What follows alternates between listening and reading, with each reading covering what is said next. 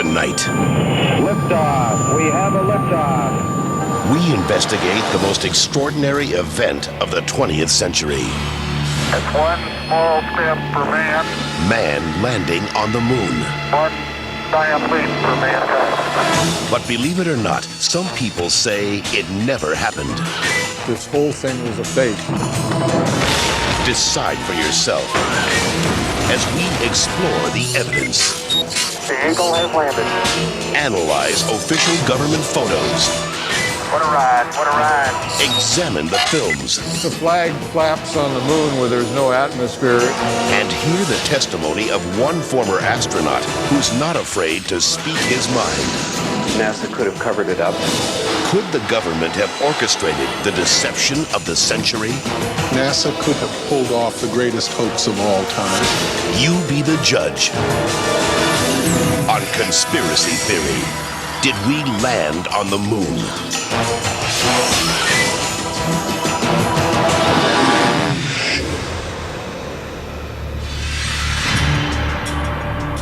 On July 16th, 1969, America held its breath. 10, 9, ignition sequence start. 6, 2, 1, 0. All engine running. Liftoff. We have a liftoff.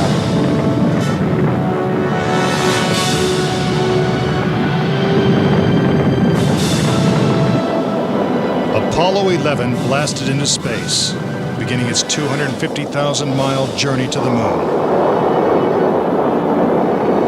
During their 8-day voyage, the Apollo 11 astronauts saw spectacular views of the Earth, floated in a weightless environment, and supposedly went where no man had gone before. Guys looking good, down a half. Lights on, picking up some dust. 4 forward, drifting to the right a little. Contact light. Okay, engine stop. We copy you down, Eagle. Houston, Tranquility Base here. The Eagle has landed. But did it? Did they really land on the moon? Most of us think so. Millions of people watched on television as the lunar lander touched down, and these unforgettable words were spoken. It's one small step for man,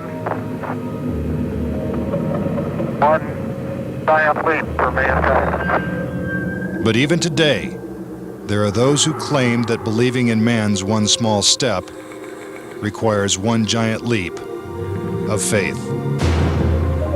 Bill Kaysing was an analyst and engineer at Rocketdyne, the company that designed the Apollo rockets.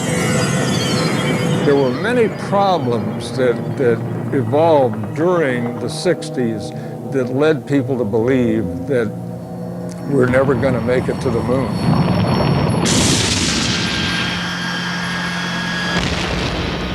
Three decades ago, when the world watched Apollo's lunar landings, Bill Kaysing was watching too. But what he saw on television, combined with his experiences at Rocketdyne, made him a skeptic. The whole thing then seemed phony to me. I think it was an intuitive feeling that what was being shown was not real. As he studied the footage more closely, he was shocked to find several inconsistencies. Kaysing observed that despite the clarity of deep space, the stars were missing from the black lunar sky. He saw the American flag waving, even though there is no air on the moon. And he discovered that there was no blast crater beneath the lunar lander, where its powerful rocket engine had fired. This evidence convinced Kaysing that we never sent a man to the moon. But NASA dismisses these charges. There are always going to be people who believe some outlandish theories, and the notion that we somehow were able to fake the lunar missions is pretty outlandish. As outlandish as it might seem, it has been estimated that as many as 20% of Americans believe we never went to the moon. But how could anyone think that one of the greatest moments in human history is a hoax? Is it really possible that NASA deceived the world? According to a former astronaut, it's entirely possible.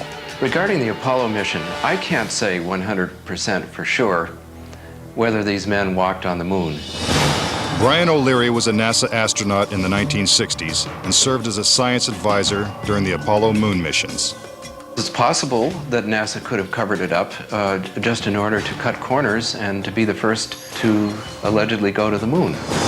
Was getting to the moon first so important that our government would consider faking it? To find the answer, we have to go back 40 years, to a time when America and the Soviets were locked in a struggle for world domination. People assumed that the nation that won the space race would win the Cold War. We defined that as being first to the moon. It was a time of more or less national hysteria. On October 4th, 1957, the Soviets terrified America when they sent Sputnik, the world's first satellite, into orbit. The New York Times had to publish an article explaining to Americans that it did not carry nuclear bombs that could be dropped on the city from that altitude. The American public's fear of nuclear annihilation intensified as Russia took the lead in the space race. House Speaker announced in Congress that we may be headed for extinction. Many feared that the Soviet Union's ultimate goal was to put a missile base on the moon. Meanwhile, America's space program was having difficulty even getting off the ground.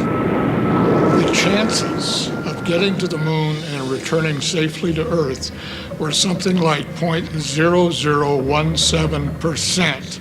In other words, virtually an impossibility. What actually happened in my mind is that during the 60s, they said, if you can't make it, fake it. But if the Apollo missions were fake, how was this monumental hoax accomplished? According to Casing, the launch of Apollo's Saturn V rocket was real. It just never sent astronauts to the moon. The astronauts were launched with the Saturn V. Then, in order to account for their disappearance, they simply orbited the Earth for 8 days. And in the interim, they showed these fake pictures of the astronauts on the moon. But on the 8th day, the command capsule separated from the vehicle and descended to Earth, as of course was shown in films.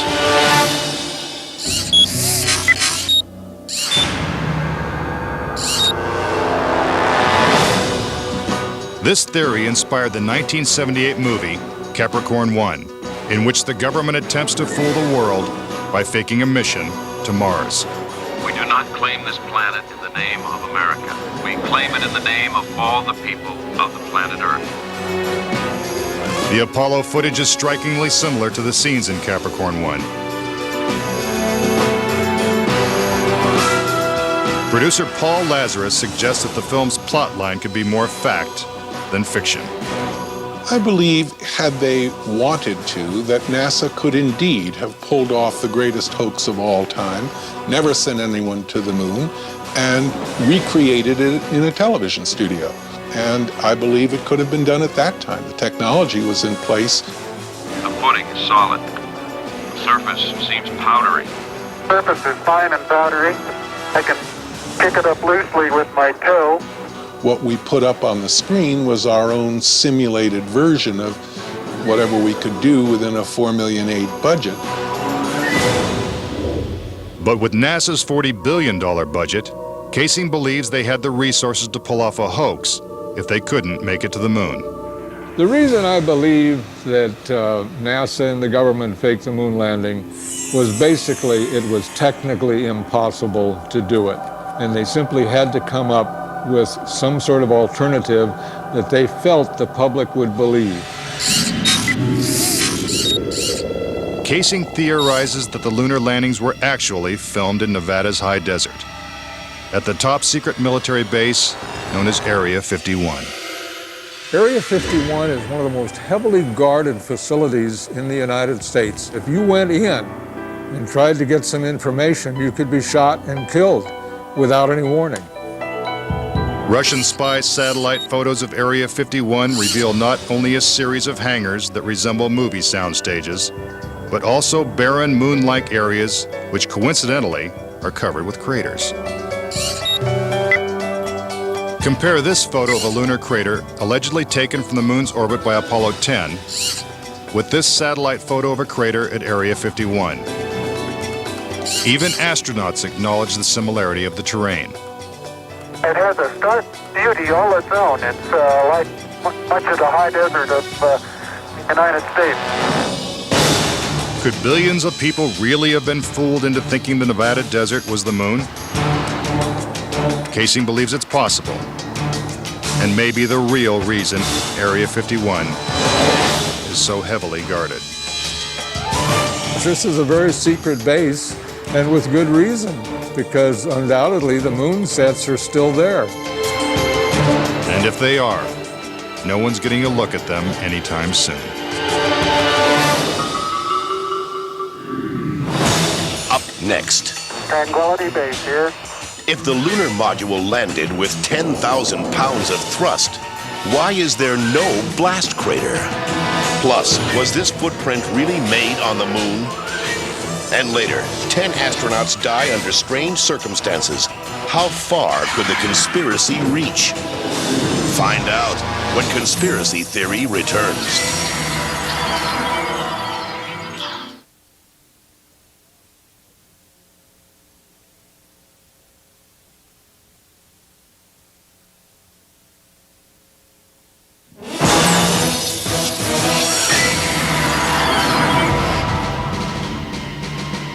We've all been led to believe that on July 20th, 1969, the Lunar Excursion Module, also known as the LEM, carried American astronauts to the surface of the moon. But could it have simply been a prop lowered by wires onto a movie set? Bill Casing says that this may explain the absence of engine noise in the official NASA footage.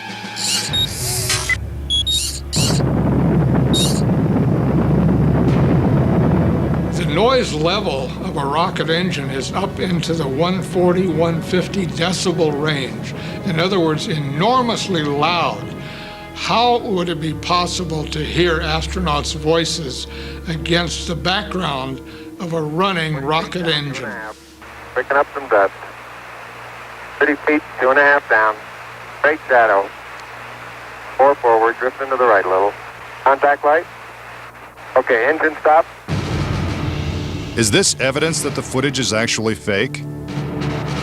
A sequence shot in a controlled environment here on Earth? Just months before this historic landing, a prototype LEM was flight tested at Ellington Air Force Base. While NASA cameras record the test flight, Neil Armstrong struggles to control the unwieldy craft. Then, at approximately 300 feet, the lander flies wildly out of control. At the last second, Armstrong ejects.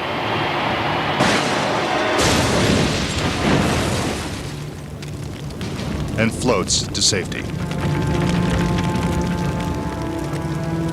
If the lander was so unstable and difficult to fly in the controlled environment of Earth, then how could the LEM land 6 times flawlessly in the alien environment of the moon? The LEM had a single engine mounted dead center, and then they had little push jets, thruster jets, a couple of them up on top. This was supposed to control their attitude as they came down. Well, I'll tell you a secret. The instant you moved your tail in that cabin an inch, you would change the load pattern, it would begin to tilt, and it would start that thing spinning.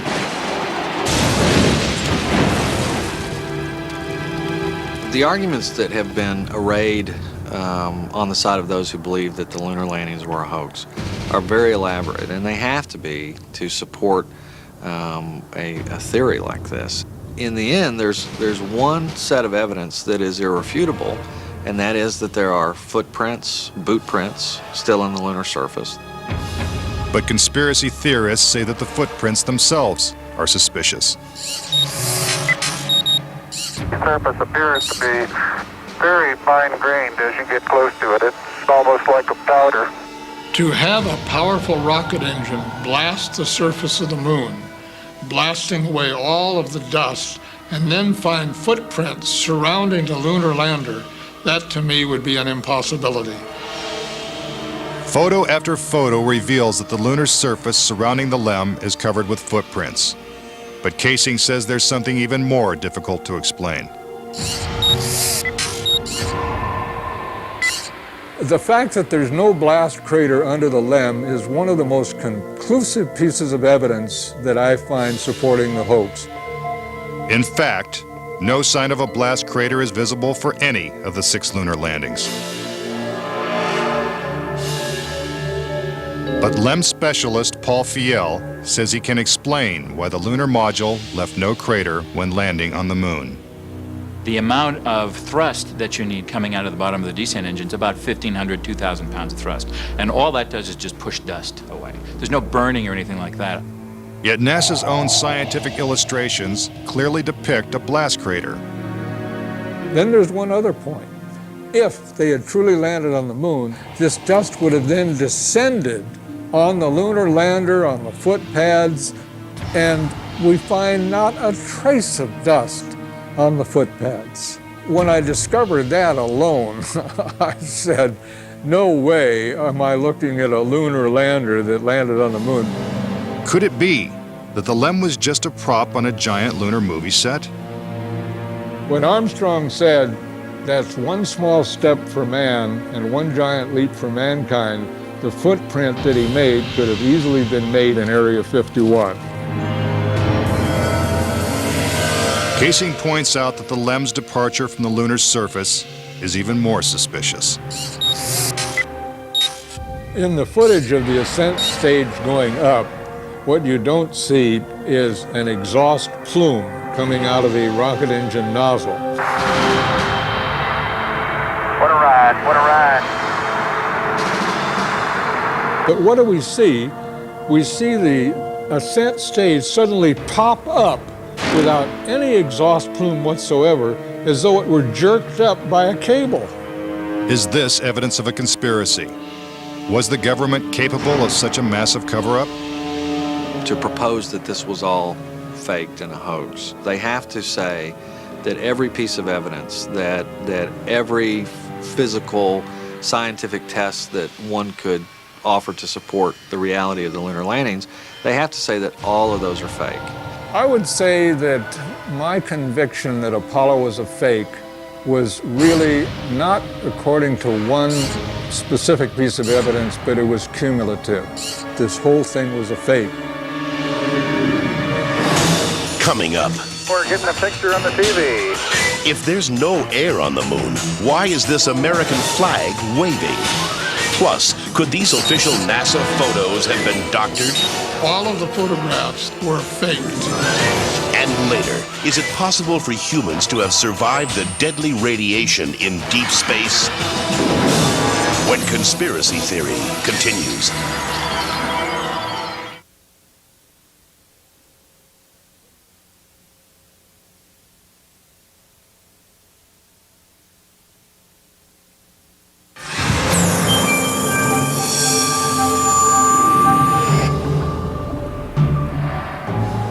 If the moon landings were actually filmed on a movie set, then where's the evidence? According to David Percy, an award-winning filmmaker and photographer, the proof is in NASA's own lunar photos and video. Our research suggests that images of the Apollo landings are not a true and accurate record. In our view, the Apollo pictures were faked. Many of the images are replete with inconsistencies and anomalies. In fact, Percy claims that when examined, these images suggest that man never went to the moon at all. This famous scene of man taking his first steps on the lunar surface is one of the most recognizable in history. But why are such important images so grainy and hard to see? And we're getting a picture on the TV. Okay, got a good picture, huh? NASA claims it's the result of 1960s technology. If you go back and look at it, the Apollo 11 mission was some pretty awful video by today's standards. These were ghostly images. It just did not look very real at all.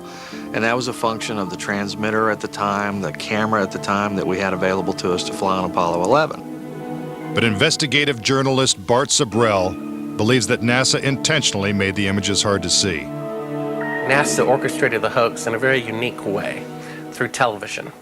They had one picture which they completely controlled, black and white, grainy, that convinced everybody we were on the moon. We had no reason to doubt it. They had complete reins over the pictures, over the sound. I mean, sad to say, it was easier than people believe. But despite the lack of clarity, conspiracy theorists see evidence suggesting that these images were staged. Absolutely unreal. Although it appears that the astronauts are moving in the moon's gravity, which is 1/6 that of the Earth, Percy notes that when the speed of the film is doubled, the astronauts appear to be running as if in Earth's gravity.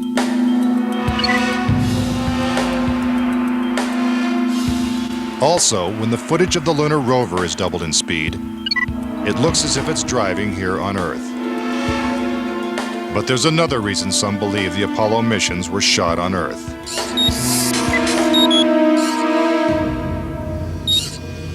If there is no air or wind on the moon, why is this American flag waving? The fact that the flag flaps on the moon where there's no atmosphere means that there must have been a little blast of wind out in Area 51 where they shot this. Could these questionable images simply be the result of astronauts struggling to plant the flag into the lunar surface? Or is there more going on than meets the eye? What about the still photography? Some say the design of the bulky spacesuits would have made it extremely difficult for the astronauts to operate their chest-mounted cameras. The man who designed these cameras is Jan Lundberg. Once on the moon, on the lunar surface, in the dress, in the life support system, you couldn't see the camera. They couldn't bend their head that far down. They had no viewfinder, they had to aim by moving their body. Click, click, click. If the cameras were so difficult to manipulate, how were thousands of photos taken with crystal clarity and precise framing? The pictures that we see that allegedly were taken on the moon are absolutely perfect.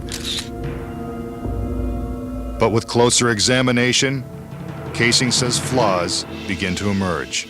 Unfortunately, errors were made which are now being discovered. Conspiracy theorists point out that lighting is a major flaw in the lunar photos.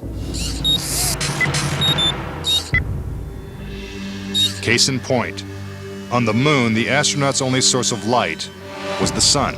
They had no extra lighting, no flashes or things like that.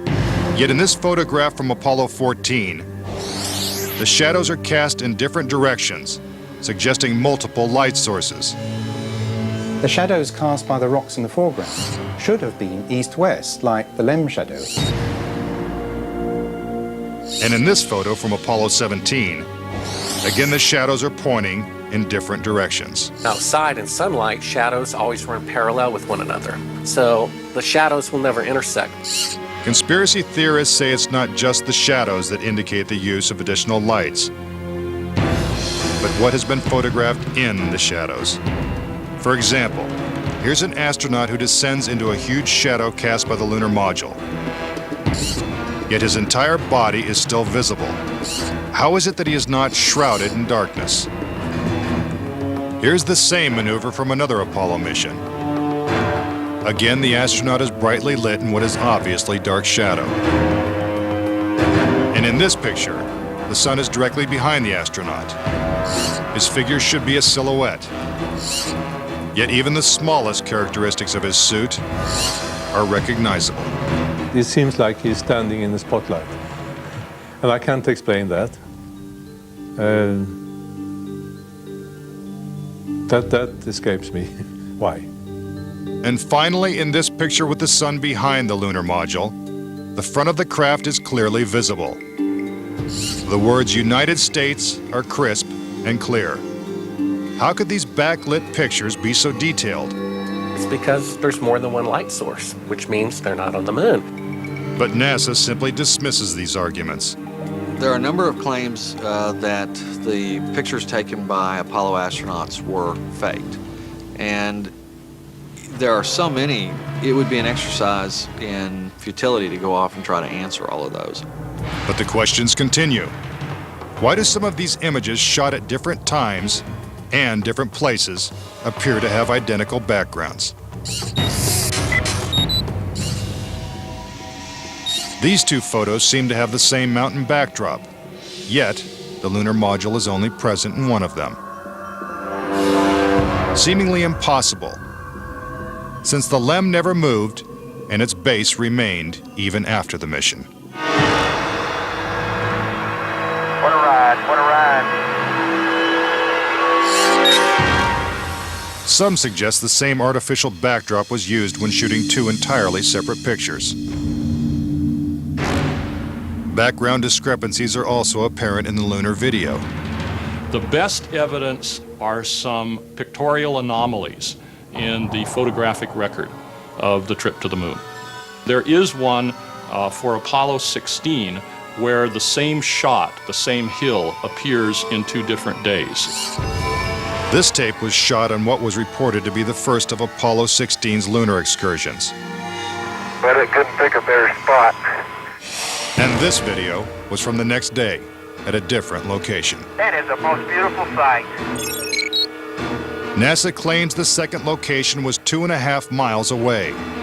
But when one video is superimposed over the other, the locations appear identical.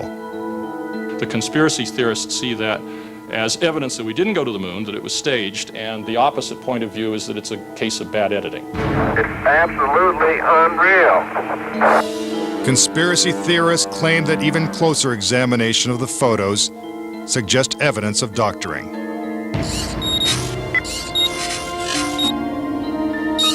For reference, crosshairs were permanently etched into the lunar cameras, so they would have to appear on top of every image. But in this photo, a crosshair is behind a part of the lunar rover. This situation is impossible and has to be the result of technical manipulation and doctoring of the image. And in this photo from Apollo 11, the equipment in the foreground is covering the crosshair, not behind it. And in another from Apollo 12, the American flag is covering one crosshair and the astronaut is covering the other. When presented with these questionable photos and videos, NASA refutes the conspiracy theories. Some range from incredibly complicated to incredibly goofy. There are arguments that are wrong optically, they're wrong physically, they're wrong scientifically, they're wrong historically. There's a great deal of claptrap that is sort of woven in to these arguments. But despite what NASA says, conspiracy theorists still insist that Apollo was a hoax. When I looked at all the pictures and all the footage, I'm absolutely convinced, I bet my life on it, that we didn't go to the moon. I know for a fact that we didn't. Coming up next, tragedy strikes the Apollo program. The program could be stopped dead in its tracks. 3 astronauts die in a pre-launch simulation. But was it an accident? He was going to blow the whistle on the whole project. And later, could the astronauts have survived a trip into deep space? Before they got 1/2 to the moon, they would have picked up a death dose of radiation. Next, on Conspiracy Theory.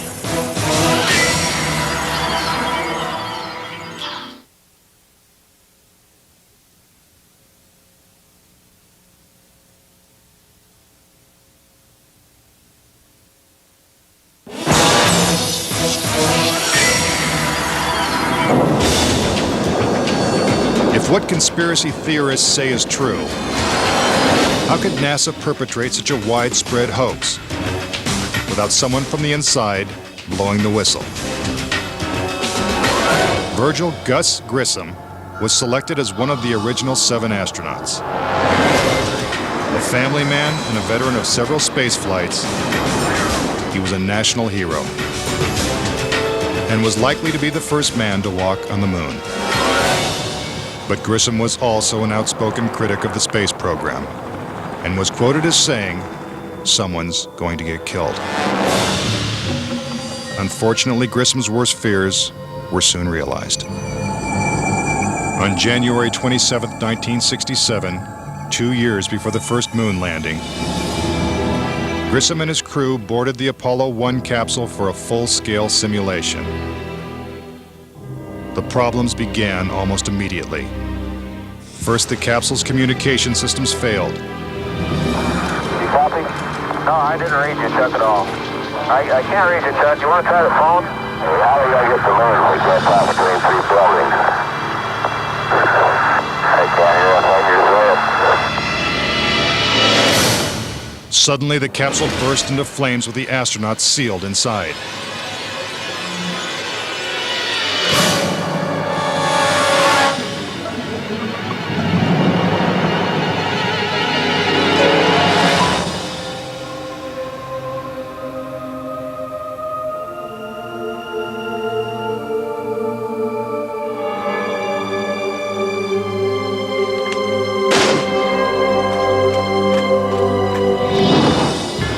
Tragically, Gus Grissom, Ed White, and Roger Chaffee lost their lives before ever leaving the launch pad.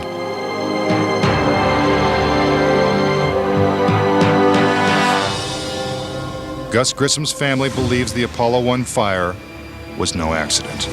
I think it was intentionally sabotaged by someone. It's been a question in my mind, what was found in the accident investigation and how was that handled? Was the CIA involved or whoever? But it was done intentionally. Grissom's family doesn't know who was responsible for his death or why it happened. But they say NASA knows the truth. Gus gave his life for this program, and I feel like that it is up to NASA to come forward and give us a direct answer to what really happened. Were Gus Grissom and the Apollo 1 astronauts victims of a tragic accident? Or were they intentionally silenced because they knew too much? We may never know. The cause of the fire is still a mystery, and the capsule remains locked away at a military base. But Grissom wasn't the only Apollo critic to meet with a suspicious and untimely death. Thomas Ronald Barron was a safety inspector during Apollo 1's construction. After the fire, Barron testified before Congress that the Apollo program was in such disarray that the United States would never make it to the moon. He claimed his opinions made him a target. Has there been any pressure on you by NASA? Nothing. We were, my wife and I were somewhat harassed at home when this first thing broke some time back, but it's going away now. As part of his testimony, Barron submitted a 500-page report detailing his findings. There was a real fear that the program could be stopped dead in its tracks. Then exactly 1 week after he testified, Barron's car was struck by a train. Barron, his wife, and stepdaughter were killed instantly. I believe that Thomas Ronald Barron was murdered because he had the truth to tell about the Apollo project. Barron's report mysteriously disappeared, and to this day, it has never been found. But the Apollo program continued, and so did the string of untimely deaths. Between 1964 and 1967, a total of 10 astronauts lost their lives in freak accidents. These deaths accounted for an astonishing 15% of NASA's astronaut corps. To keep something that's a lie wrapped up and covered over, you've got to eliminate all the people that can talk about it. Could the government have gone this far to pull off such an elaborate hoax? NASA says it's impossible. There were probably 250,000 people who were directly involved in the Apollo program, and another 500,000 people beyond that. 750,000 people can't keep a secret like that. That's just not going to happen. But Bart Sibrel insists that most NASA employees knew nothing of the deception. Very few people at NASA knew. The thing is so departmentalized. You got the person building the bolts in Houston, or doing this in Seattle, or doing this in Florida. No one knows the full picture. So, you had no one seeing the full picture of anything except a handful of people. If the conspiracy theorists are right, and only a few people knew the whole story, then the truth may remain buried forever. When we return, could the astronauts have survived the deadly radiation of space? Getting them past the radiation belt would have been impossible. And a Russian cosmonaut breaks his silence when conspiracy theory returns.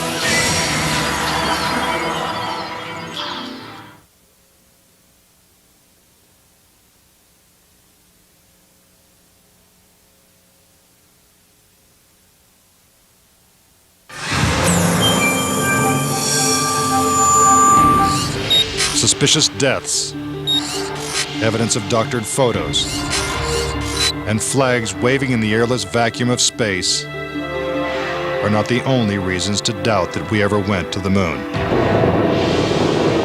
Some say the astronauts could never even have survived the trip. The reason why they couldn't go to the moon is because of a phenomenon that few people know about called the Van Allen radiation belts. 500 miles above the Earth, these bands of intense radiation surround our planet and are thousands of miles thick. Any human being traveling through the Van Allen belt would have been rendered either extremely ill or actually killed by the radiation within a short time thereafter. Other than the Apollo missions, no other manned space flight has attempted to pass through this deadly radiation. Every manned mission in history, Gemini, Mercury, Skylab, the Space Shuttle, has been below the radiation belt, all except going to the moon. To protect the astronauts, the capsule would have needed 6 feet of lead shielding, according to physicist Ralph Rene. Obviously, the only shielding they had was the literally paper-thin outer hull of aluminum, and their suits consisting of glass fiber, some aluminum fibers, and silicon rubber. It's very interesting concerning radiation that the astronauts were protected by a thin film of aluminum when here on Earth they put a lead shield on us when they take a dental x-ray. Some theorize that if the Van Allen belts didn't kill the astronauts, even deadlier doses of radiation deeper in space would have. Violent explosions in the sun called magnetic storms flood space with intense radioactivity. A magnetic storm will come along, and that can increase the intensity of the radiation belts by maybe 1,000 times above what it was before. According to Rene, the Apollo 16 mission coincided with one of the sun's most intense storms ever recorded. Around the rotating sun came this immense flare, the biggest one of the 20th century. It went on for 3 or 4 days, all the while it's slowly rotating around. Although the effects of radiation are horrific, ranging from hair loss to cancer to death, the solar flares had no adverse effect on the Apollo 16 crew.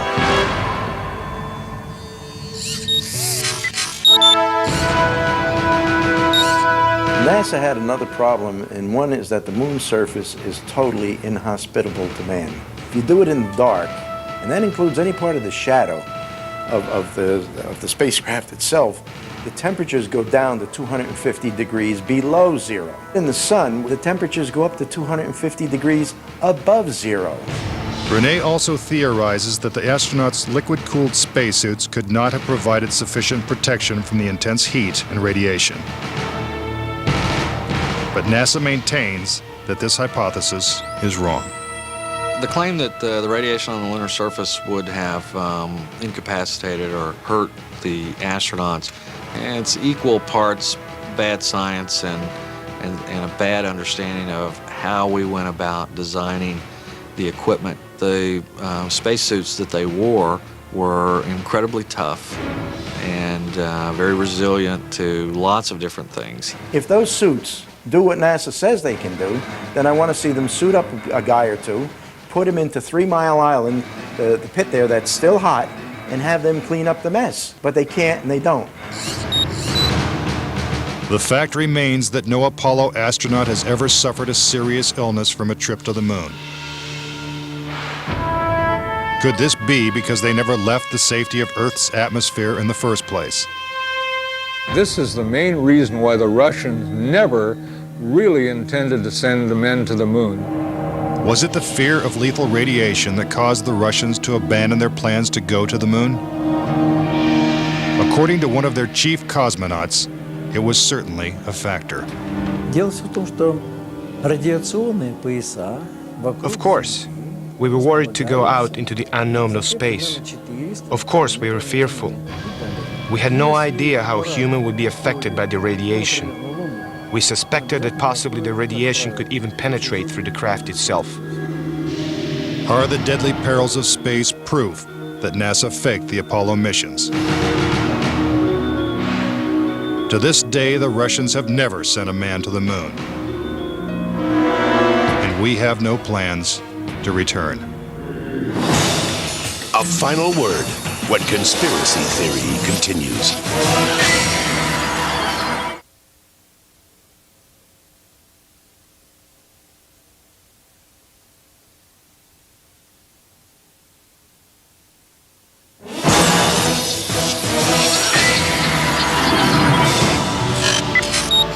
Now that you have heard the various theories and explanations, do you believe it's possible for our government to perpetrate such an incredible hoax? Is it conceivable that with its $40 billion price tag, the Apollo program was nothing more than the most expensive movie ever made? It is my personal belief, and I totally believe this after all the years of research I've done on this, that NASA never landed a man on the moon. I would say that anybody who believes that we did not go to the moon is an absolute nut. Anyone that wants to call me a kook or a nut or a crackpot, they're welcome to do that, but they're also welcome to go examine the evidence, which is everywhere. Bottom line, the United States went to the moon in the 1960s and the 1970s. End of story. Is there any way to put this controversy to rest once and for all? The only thing the experts agree upon is that the answer is 250,000 miles away. If NASA truly landed on the moon, remnants of the 6 successful Apollo missions would have been left behind. The base structures of the LEMs, the abandoned lunar rovers. Even the American flags would still be standing at each landing site. I would like to invite NASA and all of their supporters to simply take the most powerful telescope on Earth and see if there's a lunar lander there. If there's a lunar lander there, I'll never say another word about an Apollo hoax. If there's no lunar lander there, I'll rest my case. But no telescope exists that can examine the moon in such detail. Do objects from the Apollo missions remain on the moon in silent testimony? Or is the conspiracy theory true?